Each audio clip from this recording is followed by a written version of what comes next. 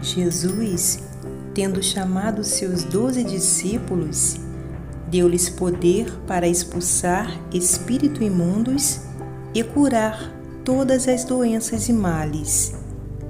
Os 12 discípulos representam os 12 atributos da mente que podem ser controlados e disciplinados pelo homem.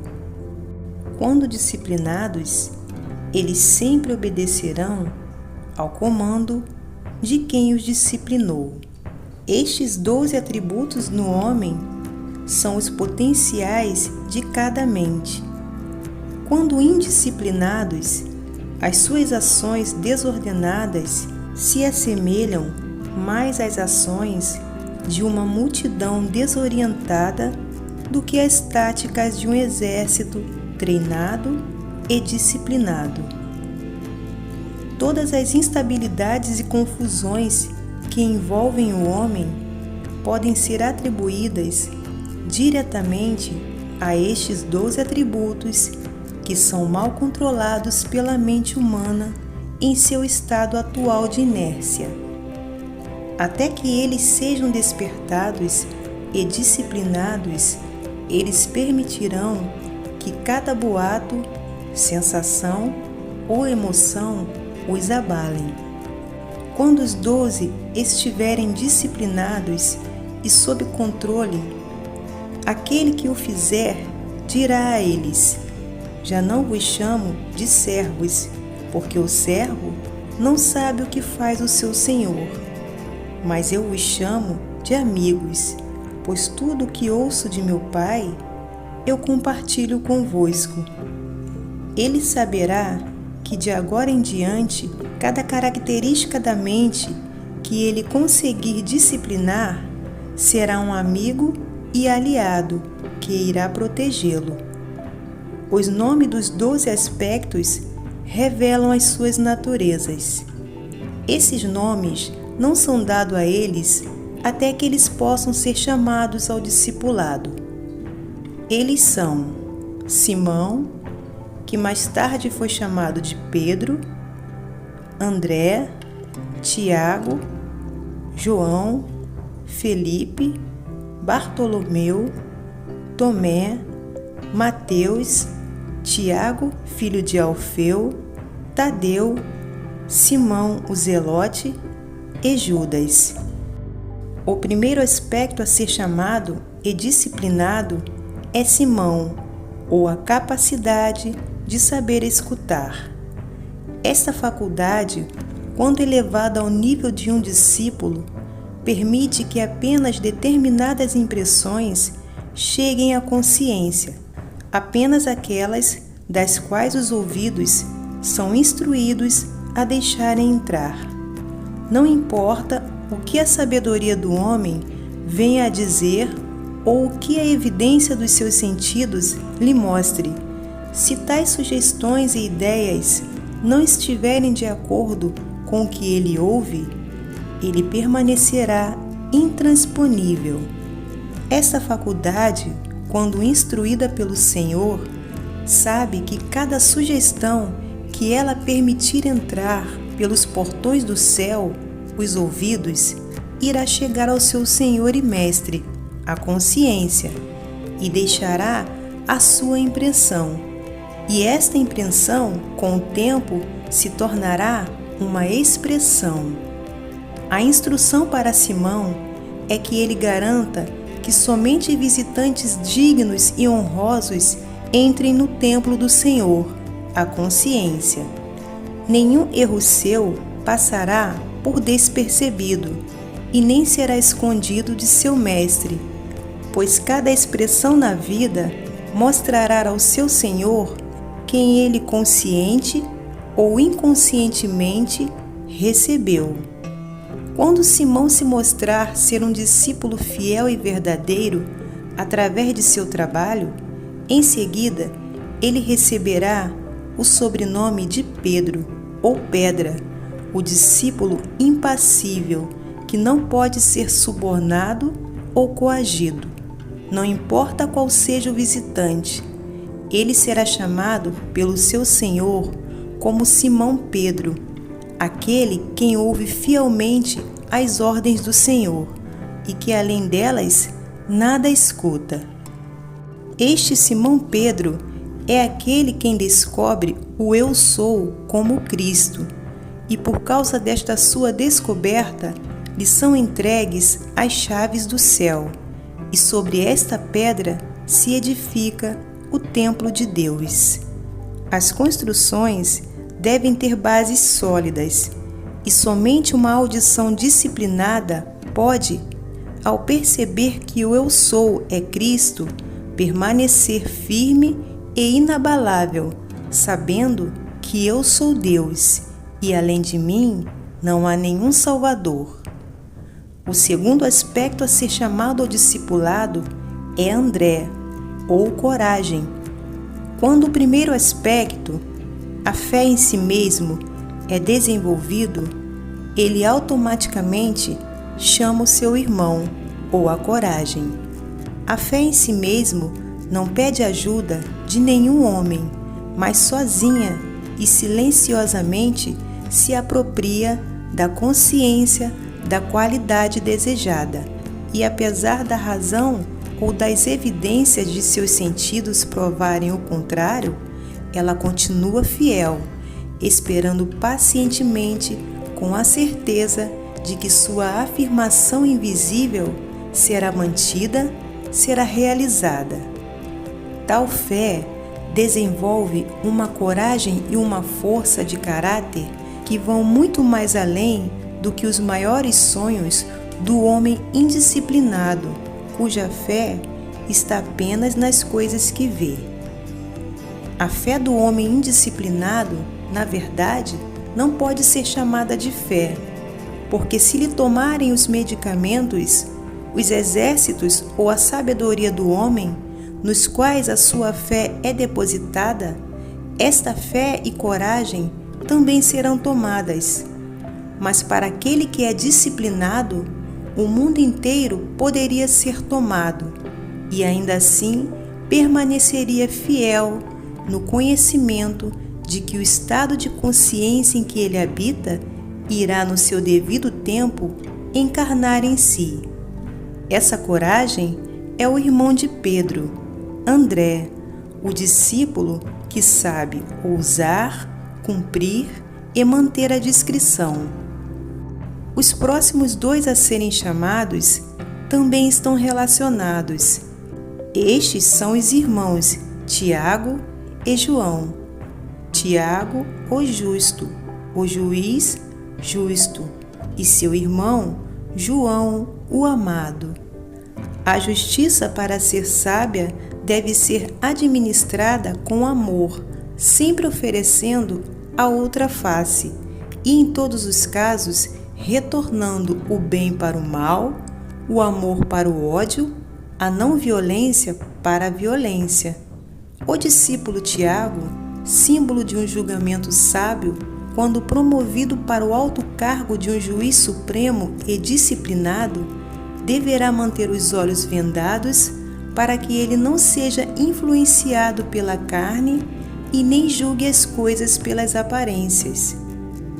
O julgamento disciplinado deve ser realizado por uma pessoa que não se deixa levar pelas aparências. Aquele quem chama esses irmãos ao discipulado continua fiel ao seu comando proposto, ou seja, a ouvir apenas o bem. O homem que tem esta qualidade da mente disciplinada é incapaz de ouvir e aceitar como verdade qualquer coisa que não preencha o seu coração com amor ao ser ouvida, seja esta coisa dita por si mesmo ou pelos outros. Estes dois discípulos ou aspectos da mente estão unidos como se fossem um só e são inseparáveis quando despertados. Aquele que é disciplinado perdoa a todos os homens por serem o que são. Ele, por ser um sábio juiz, sabe que todo homem expressa perfeitamente aquilo o que ele é consciente de ser como homem. Ele sabe que toda manifestação repousa sobre o fundamento imutável da consciência e que as mudanças de expressão só podem ser realizadas através de mudanças de consciência. Essas qualidades disciplinadas da mente dão permissão para que todas as pessoas sejam aquilo o que elas realmente são, sem condenação e sem críticas. No entanto, embora permitam esta perfeita liberdade de escolha para todos, essas qualidades, no entanto, estão sempre à espreita, cuidando para que tudo o que elas mesmas fazem e profetizam, tanto para si quanto para os outros, apenas glorifiquem, dignifiquem e deem alegria para quem as profere quando expressas. O quinto elemento, chamado ao discipulado, é Felipe. Este pediu para ver o Pai.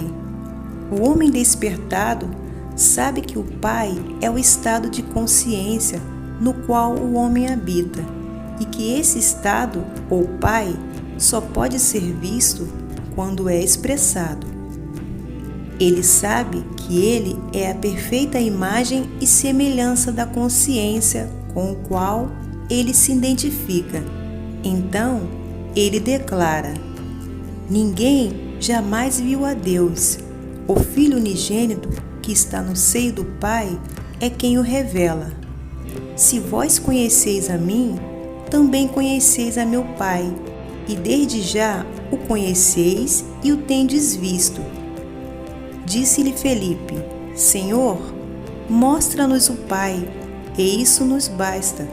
Respondeu-lhe Jesus: há tanto tempo que estou convosco, e ainda não me conheces, Felipe? Quem viu a mim, viu o Pai. Como dizes tu, mostra-nos o Pai? Não crês tu que eu estou no Pai e que o Pai está em mim? As palavras que eu vos digo, não as digo por mim mesmo, mas o Pai que permanece em mim é quem faz as suas obras. Eu e meu Pai, a consciência e a sua expressão, Deus e o homem, são um.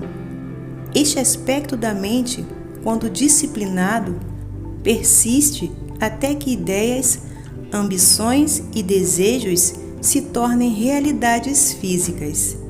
Este é o aspecto que afirma: apesar de saber que os vermes devorarão a minha pele e o meu corpo, ainda em minha carne eu verei a Deus.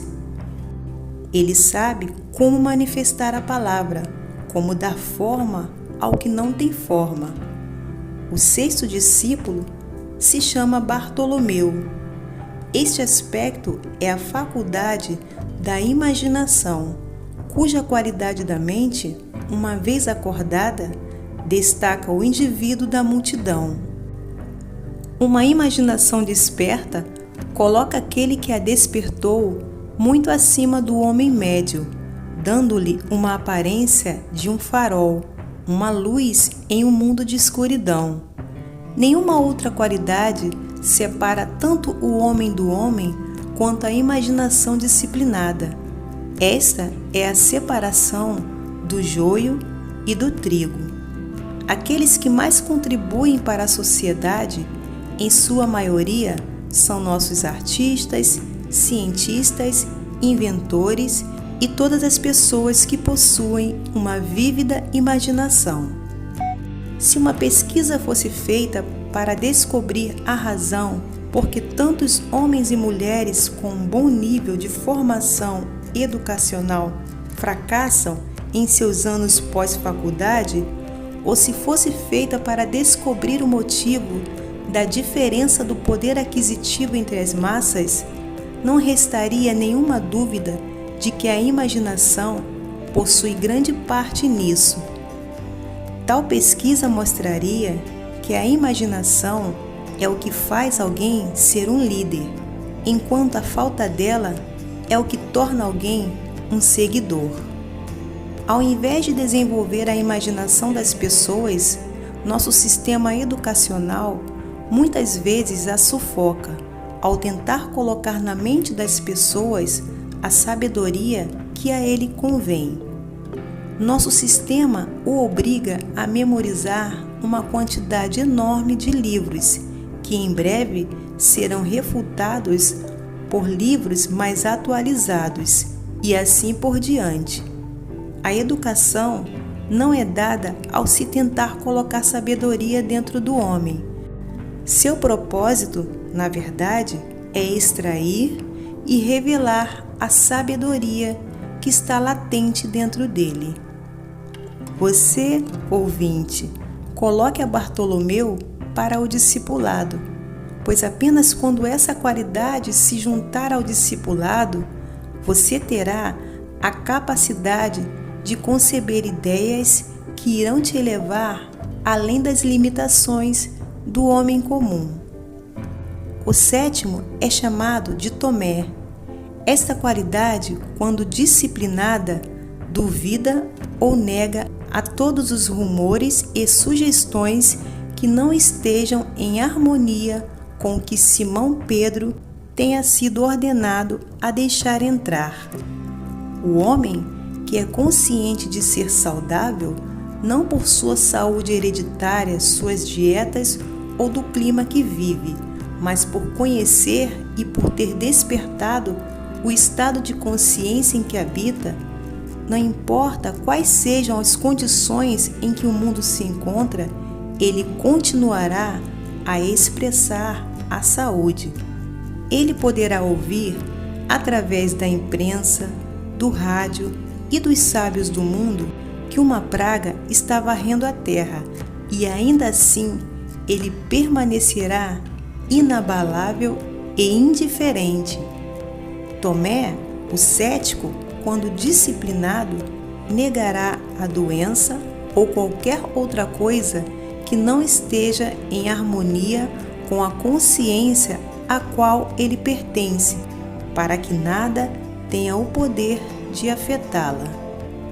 A qualidade do questionamento, quando disciplinada, protege o homem de receber as impressões que não estejam em harmonia com a sua natureza.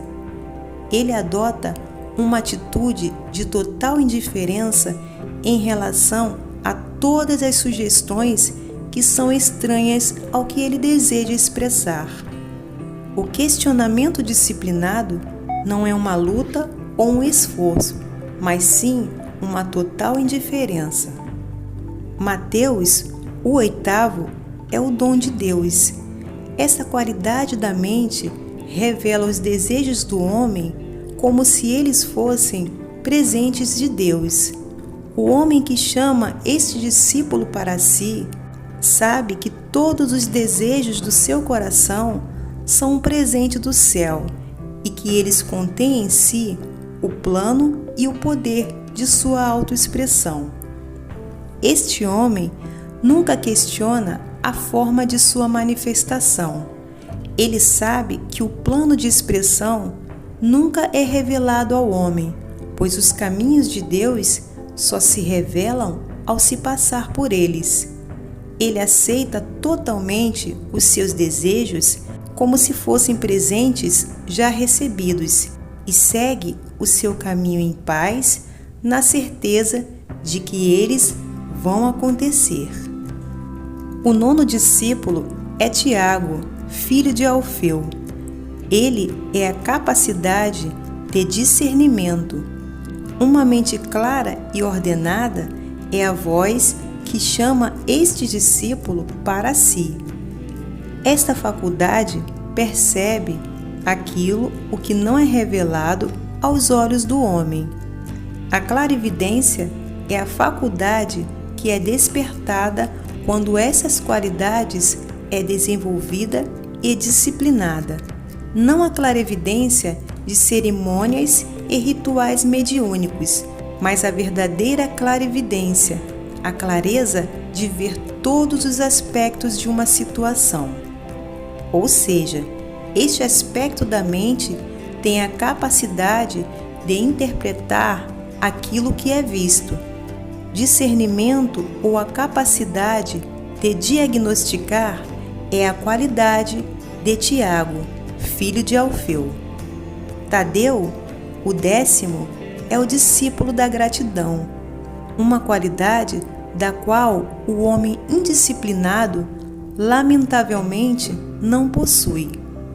Quando esta qualidade de louvor e ação de graças é despertada dentro do homem, ele sempre carrega as palavras "Obrigado, Pai" em seus lábios. Ele sabe que o seu agradecimento pelas coisas não vistas lhe abre as comportas do céu, que lhes dão presentes que vão além da sua capacidade de receber e são derramados sobre ele. O homem que não é grato pelas coisas que recebe não se torna um bom candidato a receber muitos presentes de uma mesma fonte. Até que esta qualidade da mente seja disciplinada, o homem não verá a flor do deserto como uma rosa. Gratidão e reconhecimento são para os dons invisíveis de Deus, os seus desejos. Aquilo o que a chuva e o sol são para as sementes invisíveis no seio da terra. O 11º aspecto a ser convidado é Simão de Canaã. Uma boa ordem para este discípulo é: escutai as boas novas. Simão de Canaã, ou Simão da terra do leite e do mel, quando chamado ao discipulado, é a prova de que quem chama esta faculdade para si tornou-se consciente da vida abundante. Ele pode falar como o salmista Davi: preparas uma mesa perante mim, na presença dos meus inimigos. Unges a minha cabeça com azeite e meu cálice faz transbordar. Este aspecto disciplinado da mente é incapaz de ouvir qualquer coisa exceto as boas notícias, e sendo assim, é bem qualificado para pregar o Evangelho ou as boas novas. O 12º e último dos aspectos disciplinados da mente é chamado de Judas. Quando esta qualidade é despertada, o homem sabe que ele deve morrer para aquilo que ele é antes que ele possa se tornar aquilo que ele deseja ser. Então, por isso que é dito que ele é o discípulo que cometeu suicídio, o que é uma metáfora, uma maneira figurada de dizer aos iniciados que Judas é o aspecto disciplinado do desprendimento.